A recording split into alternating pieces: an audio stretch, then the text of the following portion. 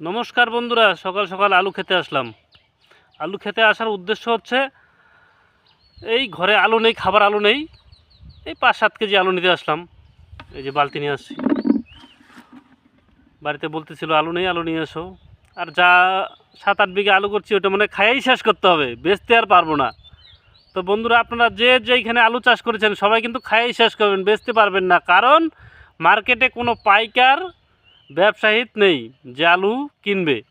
এমন পরিস্থিতি, এই বিষয়ে সরকারের কোনো মাথা ব্যথা নেই। সরকারের মাথা ব্যথা তখনই হয় যখন আলুর দাম অতিরিক্ত হয়ে যায়, তখন সরকার মাথা ব্যথা হয়।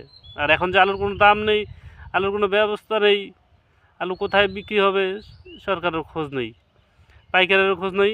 এখন সবথেকে বড় অপশন হচ্ছে আলু চাষ করলে তাড়াতাড়ি গরিব হওয়া যাবে। আলু চাষ করলে তাড়াতাড়ি গরিব হওয়া যাবে। বন্ধুরা, আলু চাষি বন্ধুরা শুনবেন আমার ভিডিওটা, বেশি বেশি করে লাইক শেয়ার করবেন, কমেন্ট করবেন। এই দেখেন, আমি এটা এটা হচ্ছে সাঙ্গার কোম্পানির 403, এটা 403 আলু করেছি, এরকম 5-6 বিঘা করেছি। কিন্তু সমস্যা হচ্ছে টাকার খুব অভাব, বাড়িতে বেমারি লোক, বাবা অসুস্থ, আলু বেচবো এক গাড়ি, বাবা ট্রিটমেন্ট করবো, সেই জন্য পয়সা নেই।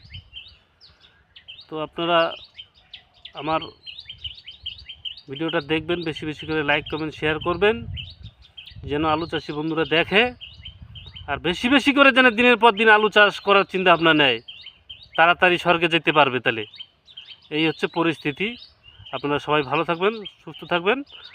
আলু জিন্দাবাদ, সর্বনাশের অবনাশ। নমস্কার।